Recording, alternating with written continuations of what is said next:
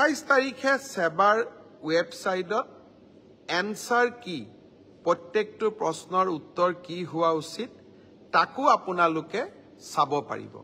অৰ্থাৎ ঘৰতে বহি মইনো কিমান নম্বৰ পালো OMR শীটখন হাতত উলিয়াই লওক এনসাৰ কি লগত মিলাই চাওক আৰু 100ৰ ভিতৰত 50ৰ ভিতৰত মই কিমান নম্বৰ পালো হেয়া ঘৰতে বহি মই হিসাব উলিয়াই ল'ব পাৰিম অৰ্থাৎ ৰিজাল্ট দিয়ালৈ অপেক্ষা কৰিবই নালাগে ভাৰতৰ কোনো প্ৰদেশতে এনেকুৱা সিদ্ধান্ত আগত গ্ৰহণ কৰা হোৱা নাছিল OMRৰ কপিও পাব আৰু এনসাৰ কিটো উপলব্ধ হ'ব এতিয়া আৰু এটা আমি স্বচ্ছতাক আৰু এখোজ আগুৱাই লৈ যাব খুজিছো এনসাৰ কিটো আপোনালোকে চালে চাই পেলাই মনত খুদুৱনি লাগিলে যে এইটো প্ৰশ্নৰ এইটোটো উত্তৰ নহয় উত্তৰটো বেলেগহে হ'ব লাগিছিল 500 টকা দি আপোনালোকে সেবাক জনাব পাৰিব যে আপোনালোকে প্ৰস্তুত কৰা উত্তৰটো ভুল হৈছে উত্তৰটো আসলতে পঞ্চপাণ্ডৱৰ তৃতীয়জন সন্তান ভীম নহয় অৰ্জুন সেবাই ভীম বুলি এনসাৰ কিট লিখিলে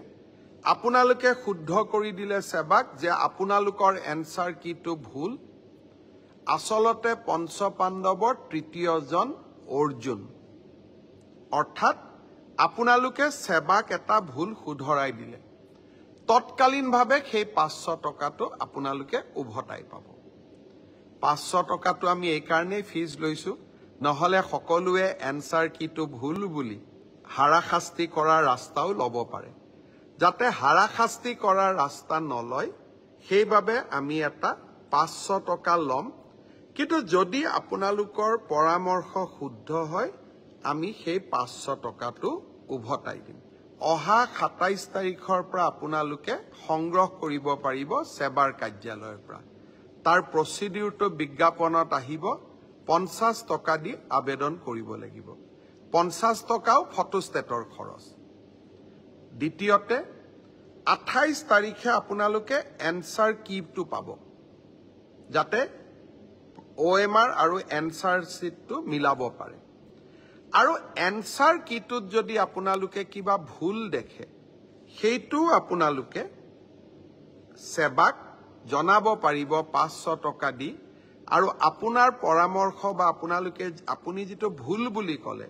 হি যদি বিশেষজ্ঞসকলে সঁচাই ভুল বুলি কয় আমি আপোনাক সেই 50 টকাটো উভতাই 500 টকাটো আমি উভতাই দিম